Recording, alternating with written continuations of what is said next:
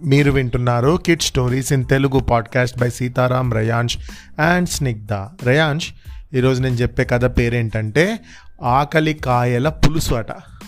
ఆకలి కాయల, దాంతో పులుసా? అదేంటి స్టోరీ విందామా? మధురాపురి అనేటువంటి ఒక రాజ్యం ఉంది. ఆ రాజ్యానికి భీమసేనుడు అనేటువంటి ఒక రాజు ఉండేవాడు. ఆ భీమసేన మహారాజుకి బాగా తిండి అంటే చాలా ఇష్టం. అంటే ఫుల్ తిండిపోతున్నట్టు ఆ రాజు చాలా పెద్ద భోజనశాలను కూడా నిర్మించిండు. అనేక దేశాల నుండి ఎంతో ఫేమస్ అయినటువంటి వంట చేసే వాళ్ళను కూడా నియమించుకున్నాడు. 4 పూటలు రకరకాల వంటలను తిని ఆనందించేవాడు. అయితే రోజుకో పూట రకరకాల వంటలు తినడం వల్ల ఇక అతనికి ఆ రాను ఏ వంటకం తిన్నా కూడా రుచి లేకుండా అయిపోయింది. ఏదైనా అతిగా చేస్తే అంతే కదా మరి. ఎంతగా రుచిగా వండినా కూడా ఈ వంకలు పెట్టడం మొదలుపెట్టిండు. ఇంకా ప్రసిద్ధి చెందిన వంటవారు వండినప్పటికీ రుచిగా లేదని వాళ్ళని శిక్షించేవాడు. అలా ఆఖరికి రాజుగారి వంటశాలలో నుండి ఒక్కొక్క వంటవాడు కూడా మెల్లగా పారిపోవడం స్టార్ట్ చేసిండు. అనవసరంగా రాజుకు దొరికితే శిక్షిస్తాడని చెప్పి. ఇక ఒక్క వంటవాడు కూడా లేని పరిస్థితి వచ్చింది. అక్కడ ఆస్థానంలో పనిచేసేవారే రాజుకు వంట చేయడానికి వంతులు వేసుకున్నారు. వంటవారి కోసం రాజ్యమంతా వెతికినా భీమసేనుణ్ణి తృప్తిపరచగలిగే ఒక్క వంటవాడు కూడా దొరకలేదు. ఆఖరికి పొరుగు దేశం నుండి ఒక యువకుడు రాజుగారికి వంట చేయడానికి సిద్ధమయ్యాడు. ఆస్థానానికి వచ్చినప్పుడు భీమసేన మహారాజు, ప్రపంచంలో నేను ఎన్నడూ రుచి చూడని వంటకాన్ని నువ్వు తయారు చేయగలవా అని అడిగాడు. అప్పుడు ఆ యువకుడు, మహారాజా, మీరెన్నడూ రుచి చూడని పులుసు ఒకటి ఉంది. దాని పేరు ఆకలి కాయల పులుసు. కానీ ఆ కాయలు అడవిలో మాత్రమే కాస్తాయి. కోసిన వెంటనే వండాలి. కాబట్టి మీరు కూడా నాతో అడవికి వస్తే రుచి చూడగలరు అన్నాడు. రాజుకు కొత్త వంటకం గురించి విని, ఆహా, ఏంటది, ఆకలి కాయల పులుసా, వావ్ అనుకొని నోరూరింది. ఆ యువకుడితో అడవికి బయలుదేరిండు.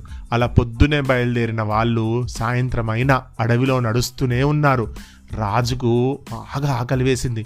ఏమయ్యా, ఆకలి కాయలు ఎక్కడ దొరుకుతాయి? నాకు బాగా ఆకలిగా ఉంది, ఇంకెంత దూరం పోవాలి అని అడగడం మొదలుపెట్టాడు. ఆఖరికి దగ్గరలోనే ఉంది మహారాజా, నడవండి అంటూ ఇక రాత్రి వరకు కూడా ఏమి తిండి పెట్టకుండా అట్లాగే నడిపించిండు అన్నట్టు. ఇంకెంత దూరం రా నాయన అని అడగడం మొదలుపెట్టాడు మహారాజు. ఆఖరికి యువకుడు రాజుకు తెలియకుండా తనతో తెచ్చిన ఉల్లిపాయలతో చేసినటువంటి పులుసుని రాజుకిచ్చాడు. మహారాజా, ఇదే ఆకలి కాయల పులుసు అన్నాడు. భీమసేనుడు, ఓహో, అయితే ఏం చేసిందంటే, ఇక రాజు అలసిపోయిండు. చాలా దూరం నడిచేసరికి, నేను ఆ చెట్టు కింద కూర్చుంటాను, నువ్వే వెళ్ళి ఆకలి కాయలను దొరకబట్టుకొని రా, నాకు అస్సలు ఓపిక లేదు నడవడానికి అన్నాడు. సరే మహారాజా, మీరు ఈ చెట్టు కింద మీరు విశ్రాంతి తీసుకోండి, నేనే వెళ్ళి ఆ ఆకలి కాయలను ఉన్నటువంటి చెట్టును దొరకబట్టి వాటితో పులుసు వండి మీకు తీసుకొని వస్తాను అని అన్నాడు. కానీ ఏం చేసిండు, ఆ యువకుడు మెల్లగా రాజు పడుకునేసరికి అలసిపోయిండు. రాజు పొద్దునుంచి తిండి లేదు, ఏం లేదు. అంత దూరం నడిచిండు కదా. మెల్లగా రాజు పడుకునేసరికి కొద్ది దూరం వెళ్ళి తనతో తెచ్చుకున్నటువంటి ఈ ఉల్లిపాయలు ఉన్న పులుసునే మంచిగా కట్టలు అక్కడ పెట్టి వేడి చేసి తీసుకొని వచ్చిండు. మహారాజా, ఇదే ఆకలికాయల పులుసు అన్నాడు. భీమసేనుడు ఆకలితో ఉండడం వల్ల ఆ పులుసును ఇక వెంటనే పోసుకొని, ఇవ్వు, చాలా బ్రహ్మాండమైన ఆకలిగా ఉంది అనుకొని కడుపు నిండా తిన్నాడు అదే పులుసుతోడు. ఆహా, ఓహో అనుకుంటూ ఇక బాగా పొగిడిండు ఆ యువకుడిని. ఎంత బాగుంది, ఇలాంటి పులుసు నేను ఎప్పుడు తినలేదు అన్నాడు. అప్పుడు యువకుడు, మహారాజా, ఇది మీకు ఒక మాట చెప్తాను, మీరు ఏమనుకోకపోతే అని అన్నాడు. ఏంటది అంటే, మహారాజా, మీరు ఈ పులుసుని బాగా మెచ్చుకుంటున్నారు, కానీ మీకు తెలియని విషయం ఏంటంటే, ఇది ఆకలి కాయల పులుసు కాదు, మామూలు ఉల్లిపాయల పులుసు. మీరు ఎప్పుడు తినేదే, కానీ మీరు ఆకలితో ఉండడం వల్ల అది మీకు బాగా రుచించింది. ఆకలి లేనప్పుడు మీరు ఎంత పంచభక్ష పర్వణాలు పెట్టినా కూడా మీకు తినబుద్ధి కాదు. మీరు రకరకాల వంట వాళ్ళని తీసుకొచ్చుకొని 4 పూటల తిండే తినడం జయంగా తింటూ ఉంటే ఇక మీకు ఆకలి మీద ఏం ఇంట్రెస్ట్ ఉంటుంది.